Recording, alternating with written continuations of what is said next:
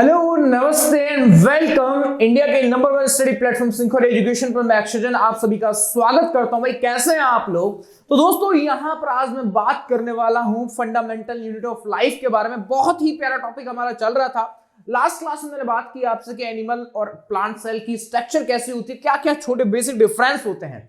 आज मैं यहां पर बात करने वाला हूं, मैंने बताया था कि सेल ऑर्गेनेलिज की हम बात कर रहे हैं, यूकेरियोटिक सेल की मैं बात कर रहा था, जिसमें सबसे मेन आपका कॉन्सेप्ट आता है कि आपका सेल ऑर्गेनेलिज कैसी होती है। आज हम पूरे लेक्चर में सेल ऑर्गेनेलिज के बारे में डिस्कस करेंगे और साथ में यहां पर भाई कैसे कैसे आपका जैसे साइटोप्लाज्म है, साइटोप्लाज्म जो बेसिक स्ट्रक्चर होती है उनके बारे में कंप्लीटली डिस्कशन में आज करने वाला हूं। तो बच्चा यहां पर जल्दी जल्दी आ जाइए और इस वीडियो को शेयर कर दीजिए, फैला दीजिए सारे दुनिया जहान में मेरे प्यारे बच्चों।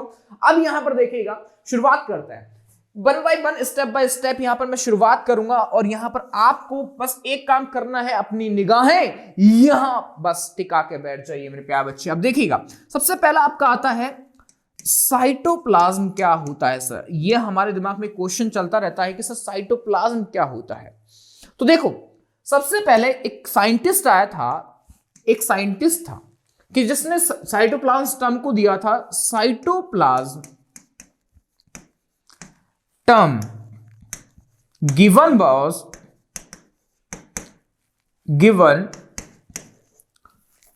was एक साइंटिस्ट था। साइंटिस्ट का नाम क्या था? स्ट्रॉसबर्गर। भाई एक साइंटिस्ट था, क्या नाम था? स्ट्रॉसबर्गर। यहां पर कि साइटोप्लाज्म टर्म को किसने दिया? स्ट्रॉसबर्गर ने दिया।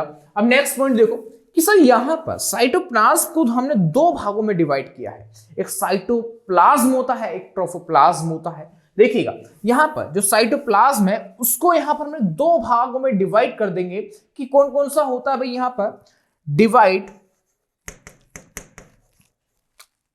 डिवाइड करते हैं तो एक तो आपका यहां पर आ जाता है जिसको मैं बोलता हूं साइटोसोल मैं कहता हूं, ठीक है। अब दूसरा आता है, उसको मैं क्या कहता हूं? ट्रोफोप्लाज्म।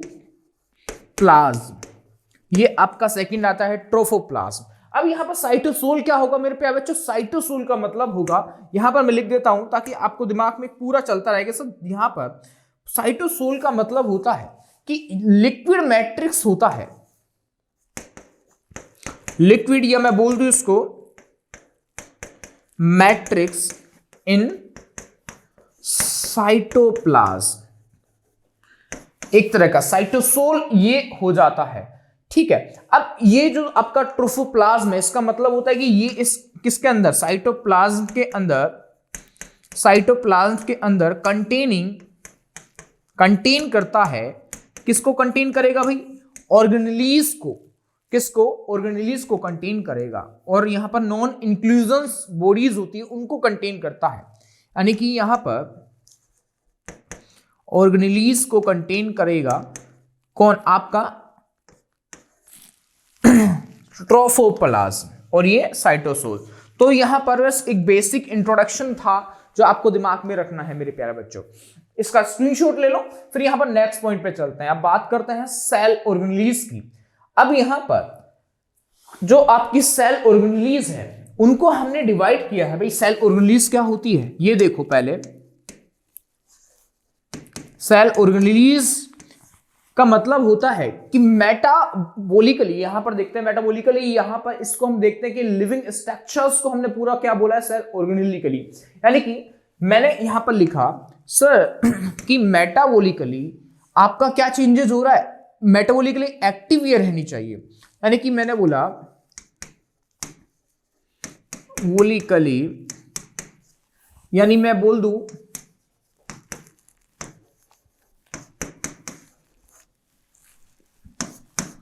मोलिकली active and living structure of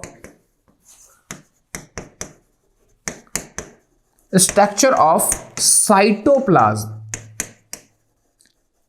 इसको मैंने क्या बोला है? सेल ऑर्गेनेली बोला है कि एक तो यहां पर मेटाबॉलिकली एक्टिव रहना चाहिए, मेटाबॉलिकली एक्टिव, और यहां पर लिविंग स्ट्रक्चर होनी चाहिए उस लिक्विड को, यानी कि साइटोप्लाज्म को सेल ऑर्गेनेली बोला है। Right sir.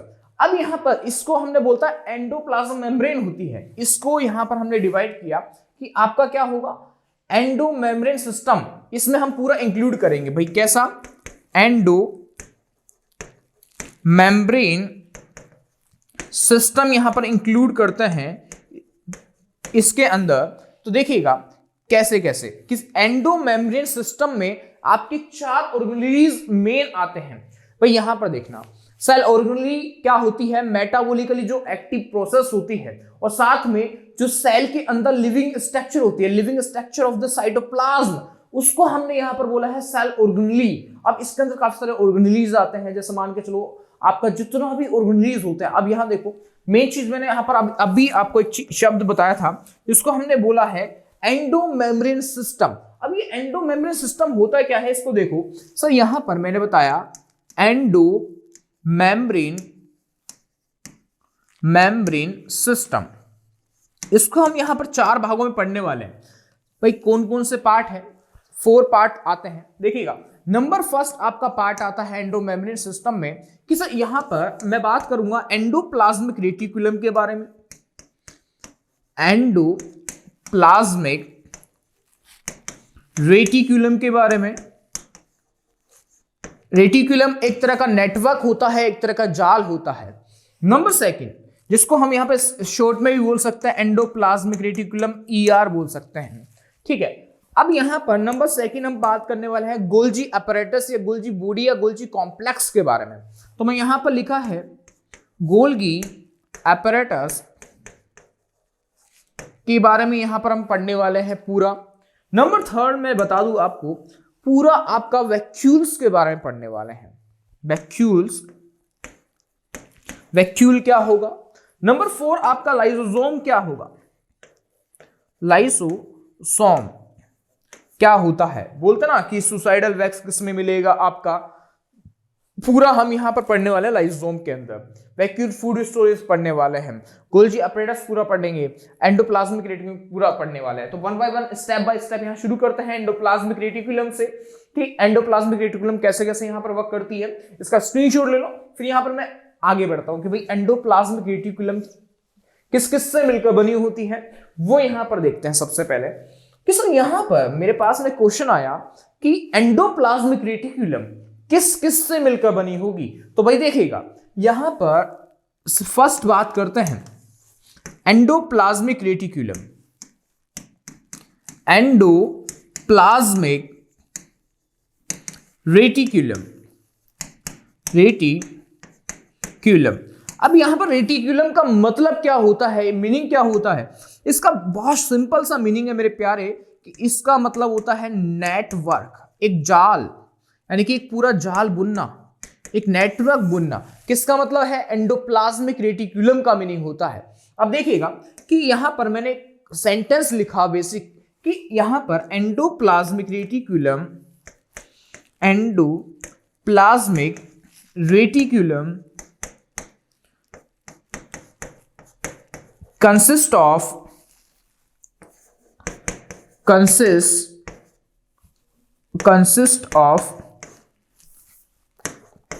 3 parts। 3 पार्ट्स कौन कौन से हैं। फर्स्ट पार्ट आपका आता है जिसको मैं यहां पर बोलता हूं सिस्टर्नी। फर्स्ट पार्ट है आपका मेरे प्यारे बच्चों, ये है सिस्टर्नी। नंबर सेकंड पार्ट जिसको हमने बोला है आपका वेसिकल, वेसिकल। और नंबर थर्ड पार्ट होता है ट्यूब्यूल्स या ट्यूब्यूलर, ट्यूब्यूल्स। अब देखना कि आपको सिस्टर्नी यानी कि सिस्टर्नी की स्ट्रक्चर कैसे दिखेगी, कुछ इस तरह की स्ट्रक्चर्स आपको नजर आएगी। सिस्टर्नी की कुछ इस तरह की स्ट्रक्चर्स नजर आएगी। यदि ऐसी स्ट्रक्चर दिखे तो समझ लेना सिस्टर्नी है। अगर वेसिकल्स की कुछ ऐसी इस फॉर्म में स्ट्रक्चर मिले आपको तो समझ जाना कि यार वेसिकल है, गोल फॉर्म में है। और ट्यूब्यूल्स की कुछ इस तरह की स्ट्रक्चर आपको नजर आएगी। ये आपकी ट्यूब्यूल्स के स्ट्रक्चर है मेरे प्यारे बच्चों, ये ट्यूब्यूल्स के स्ट्रक्चर हैं। आपको ये इस तरह के स्ट्रक्चर्स यहाँ नजर आने वाली है, तो मैं बोल सकता हूँ कि ये ट्यूब्यूल्स हैं। तो ये इस तरह से हम पढ़ने वाले हैं। देखो एक डायग्राम देखते हैं एंडोप्लाज्मिक रेटिकुलम का कि कैसे कैसे क्या हो रहा है इसमें। देखना कि यहाँ पर स्टेप बाय स्टेप मैंने बताया एंडोप्लाज्मिक रेटिकुलम की मैं बात कर रहा हूँ। इसमें यहाँ पर बहुत बेसिक स्ट्रक्चर, बहुत प्यारी स्ट्रक्चर। ये आपका न्यूक्लियस हो जाता है। हमने देखा किसमें, अब यहां पर बात आती है कि सर ये जो आपकी एक स्ट्रक्चर होगी, इसको मैं क्या बोलता हूं, न्यूक्लियस। न्यूक्लियस से कनेक्ट रहता है क्या आपका एंडोप्लाज्मिक रेटिकुलम, पूरे न्यूक्लियस से कनेक्ट रहता है मेरे प्यारे। ये पूरे न्यूक्लियस में डबल मेम्ब्रेन आपका लेयर होगी, ये डबल मेम्ब्रेन है, और इससे कनेक्ट आपका क्या होता है, एंडोप्लाज्मिक रेटिकुलम यहां से कनेक्ट होगा, और कुछ इस तरह से कनेक्ट होता है। देखो यहां से मैं डिफाइन करके आपको पूरा एक एक 1 बाय 1 पॉइंट यहां पर दिखा रहा हूं कि ये आपका एंडोप्लाज्मिक रेटिकुलम है, ये पूरा, और इसमें आपके क्या मिलते हैं, राइबोसोम भी प्रेजेंट होंगे। लेकिन कहां पर प्रेजेंट होंगे वो मैं यहां पर दिखाऊंगा कि आपको। ये आपके एंडोप्लाज्मिक रेटिकुलम से पहले मैं यहां पर एक बार पूरी स्ट्रक्चर डेवलप कर देते हैं। अब देखना कि मेरे प्यारों की यहां पर ये तो मैंने बना दिया, आपका न्यूक्लियस है, न्यूक्लियस के ये पूरा न्यूक्लियोप्लाज्म भरा हुआ है, जिसको हम यहां पर एक बार लिख देते हैं। सर ये हो गया हमारा न्यूक्लियस, जिसकी हम बाद में बात करेंगे, ठीक है। अब देखो यहां पर ये है पूरी आपकी ER, एंडोप्लाज्मिक रेटिकुलम। लेकिन यहां पर अभी जो आपकी ऊपर वाली ER है, इस पर कुछ इस तरह की स्ट्रक्चर आपको नजर आएगी। ये होता है मेरे प्यारे राइबोसोम, जो एक स्मूथ एंडोप्लाज्मिक रेटिकुलम को रफ एंडोप्लाज्मिक रेटिकुलम में कन्वर्ट करते हैं, और ये इनका काम होता है प्रोटीन सिंथेसिस करने का। प्रोटीन फैक्ट्री भी हम बोल सकते हैं ये आपके रफ एंडोप्लाज्मिक रेटिकुलम, क्योंकि ये जो आपकी एंडोप्लाज्मिक रेटिकुलम है, ये वाली, इसको मैं बोलूंगा rough endoplasmic reticulum, rough ER, या इसको मैं बोलता हूं यहां पर स्मूथ ER। अब यहां पर मैंने आपको 3 पार्ट बनाए थे कि यार एंडोप्लाज्मिक रेटिकुलम 3 पार्ट से मिलकर बना होता है। तो कौन कौन से वो 3 पार्ट है, यहां देखो कि सर फर्स्ट पार्ट आपका आता है सिस्टर्नी। सिस्टर्नी आपको नजर आ रही हुई, ये जो आपकी स्ट्रक्चर है, ये वाली जो स्ट्रक्चर है, इसको मैंने यहां पर क्या बोला है, सिस्टर्नी बोला है, राइट। ये R है मेरे प्यारे बच्चों, ठीक है। अब देखना नंबर सेकंड मैंने बोला है कि सर यहां पर वेसिकल्स भी मिलते हैं। ये देखो वेसिकल्स ऐसे होते हैं भाई, इस तरह के वेसिकल्स यहां मिलते हैं आपके एंडोप्लाज्मिक रेटिकुलम में। तो इनको मैंने बोल दिया ये है आपके वेसिकल हो गए। साथ में ट्यूबुलर क्या चीज है भाई, ट्यूबुलर स्ट्रक्चर, आपको कुछ इस तरह के स्ट्रक्चर यहां नजर आएगी। ये ट्यूबुलर स्ट्रक्चर है, ये जो स्ट्रक्चर यहां नजर आ रही है, इसको मैं बोलता हूं ये ट्यूबुलर स्ट्रक्चर है, ये ट्यूबुलर स्ट्रक्चर हो जाती है। तो इस तरह से हम बता सकते हैं कि एंडोप्लाज्मिक रेटिकुलम का पूरा डायग्राम दिखा के, ताकि आप एग्जाम में एक एक चीज को लिख सको। ये मेन हो जाता है, जिसमें हम यहाँ पर 2 तरह से पढ़ते हैं, तो आपको रफ एंडोप्लाज्मिक रेटिकुलम और एक स्मूथ एंडोप्लाज्मिक रेटिकुलम। अब रफ एंडोप्लाज्मिक रेटिकुलम है भाई, उस पे क्या मिल रहा है, उस पे मिलता है आपको यहाँ पर कॉमन, मैं बता देता हूं, जिसको बोलते हैं यहाँ पर राइबोसोम। यहाँ पर इसको बोलते हैं राइबोसोम। अब राइबोसोम का मेन काम होता है प्रोटीन सिंथेसिस। क्या काम होता है, प्रोटीन सिंथेसिस का काम होगा मेरे प्यारे बच्चे, प्रोटीन सिंथेसिस का काम होगा। प्रोटीन फैक्ट्री यहां पर बनाता है ये पूरा। तो ये आपको यहां पर कंप्लीटली आना चाहिए। ये हमारा इसका स्क्रीनशॉट ले लो। इसके बाद हम स्टार्ट करते हैं नेक्स्ट ऑर्गेनेल। ये हमारा कंप्लीट हो जाता है एंडोप्लाज्मिक रेटिकुलम। आज आपको इसमें इतना ही पढ़ना है, ठीक है। अब यहां पर नंबर 2 आता है गोल्जी अपैरेटस। नंबर 2 यहां पर ऑर्गेनेली आएगा, जिसकी हम बात करते हैं गोल्गी। यहां पर गोल्गी अपैरेटस, या मैं बोल दूं गोल्जी बॉडीज भी हम बोल सकते हैं, या मैं अपैरेटस भी बोल सकता हूं, ठीक है। अब देखने 1 बाय 1। एक साइंटिस्ट था जिसने सबसे पहली बार देखा, इसका नाम था कैमिलो गोल्जी। इसका नाम था भाई कैमिलो गोल्जी, जिसने यहां पर क्या दिया, फर्स्ट ऑब्जर्व किया था। यानी कि यहां पर कैमिलो गोल्गी कब देखा था भाई, इसने देखा था 1898 में।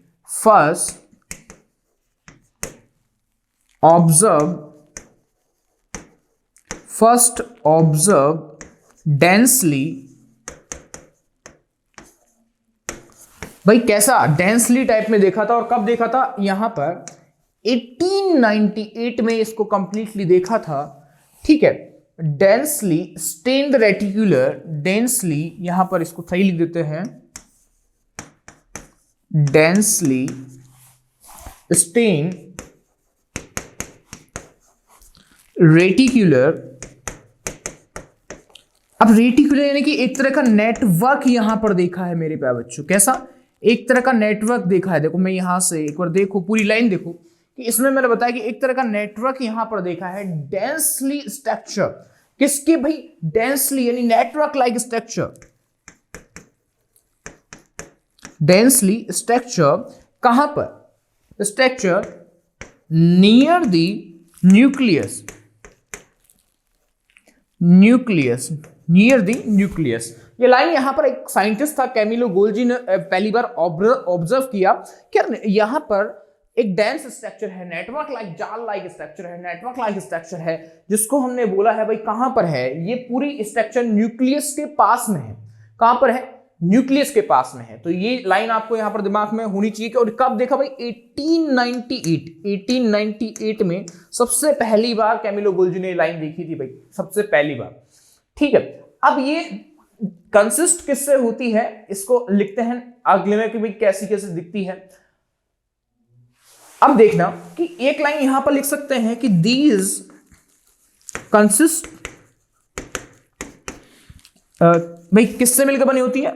मैं बोल सकता हूं कि सर ये होती है फ्लैट डिस्क सेक लाइक स्ट्रक्चर होती है। सेक लाइक स्ट्रक्चर होती है। ये आप देख सकते हैं कि किससे मिलकर बनी होती है?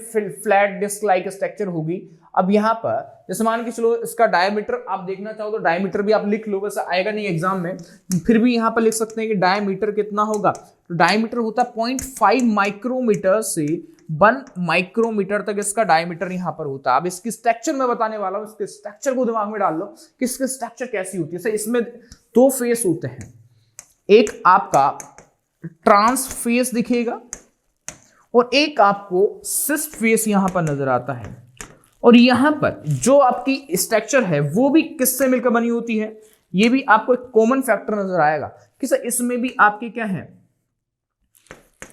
वेसिकल होते हैं, इसके अंदर भी, यहां पर भी सिस्टर्नी होती है, यहां पर भी सिस्टर्नी आपको देखने को मिल जाएगी। वेसिकल, सिस्टर्नी, या मैं बोल दूं यहां पर भी ट्यूब्यूल्स यहां पर देखने को मिल जाएगा। तो कुछ सेम तरह के स्ट्रक्चर्स यहां पर आपको देखने को मिलेगी इसके अंदर। सेम, एकदम बिल्कुल सेम स्ट्रक्चर यहां पर आपको देखने को मिलती है।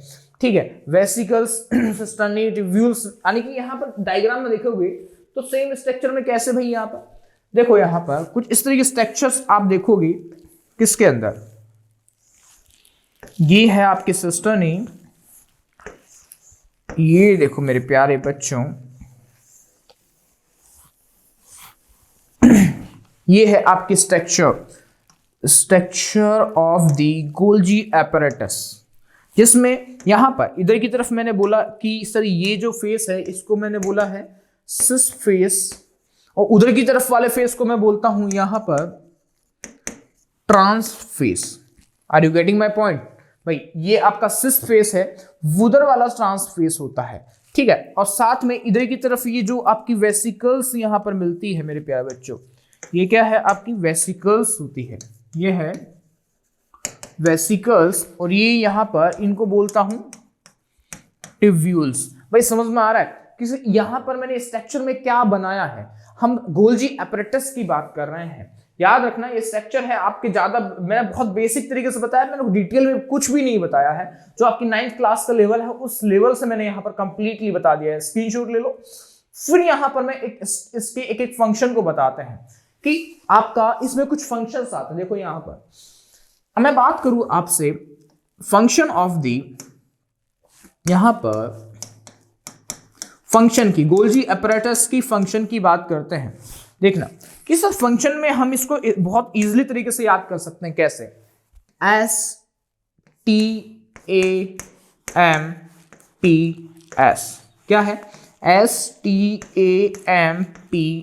स्टैम्प्स। ये है आपका फंक्शन है STAMPS, स्टैम्प्स, राइट? कैसे? सर स्टैम्प यानी कि यहां पर सबसे पहले सेल का फॉर्मेशन हो रहा है। सेल का फॉर्मेशन हो तो रहा है, लेकिन यहां पर देखो सबसे पहले सीक्रेशन करते हैं।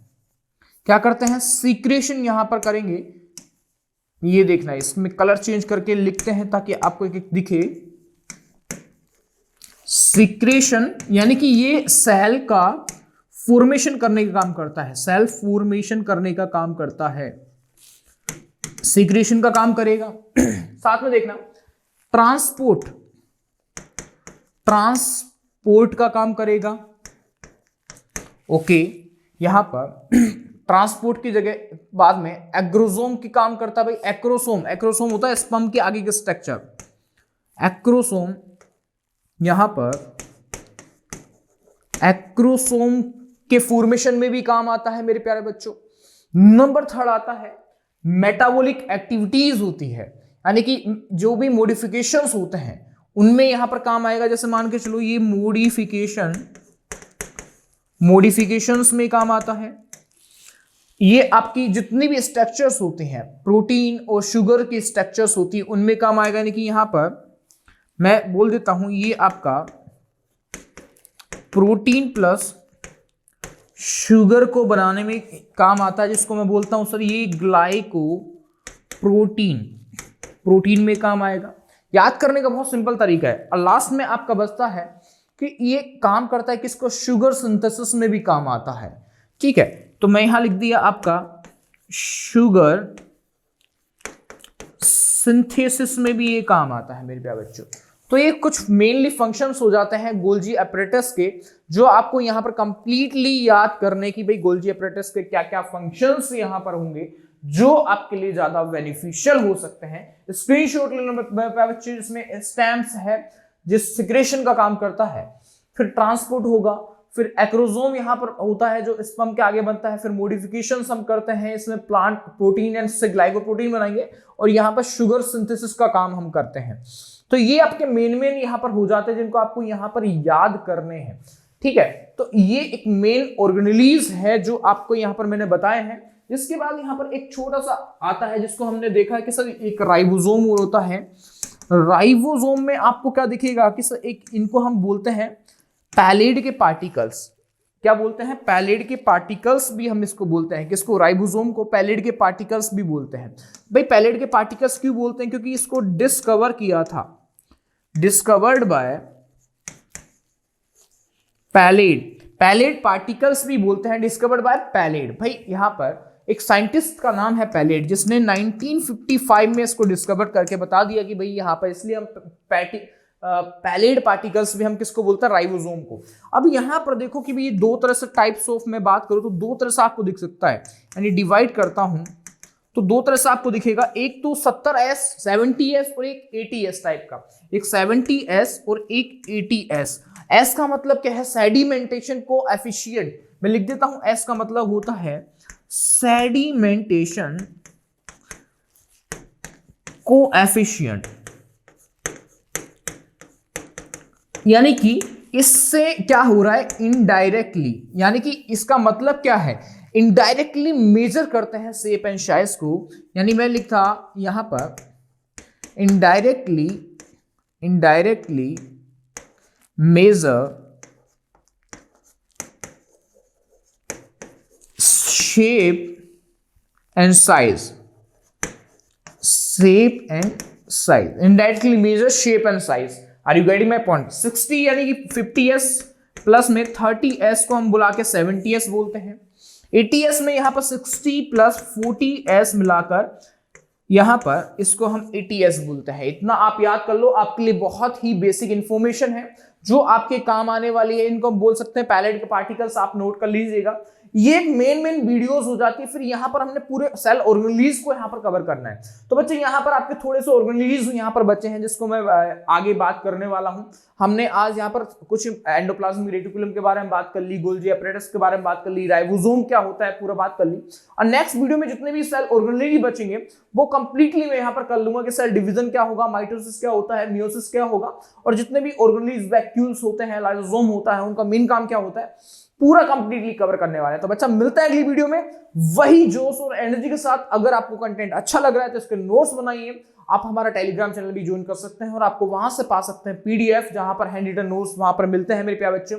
और साथ में मैं आपको बता दूं कि भाई ये इस चैनल पे रेगुलर बेसिस में 9th क्लास के लिए वीडियोस यहां पर आती है, हर सब्जेक्ट की वीडियोस आती है, तो देखना ना भूलें। और क्योंकि अगर आपने पिछली लेक्चर की वीडियो नहीं देखी तो जल्दी जल्दी जाइए भाई, देखो, उसके बाद पूरा चैप्टर कवर कीजिए, क्योंकि पूरा चैप्टर की कंप्लीट वीडियोस आपको कहां मिलेगी, सिंखोरे एजुकेशन पे मिलेगी। तो बच्चा जल्द से इसको शेयर करें, लाइक करें, सब्सक्राइब जरूर करें, ताकि आपको डेली बेसिस में नोटिफिकेशन मिल सकते हैं। तो बच्चा मिलता है अगली क्लास में वही जोश एनर्जी के साथ। नमस्कार।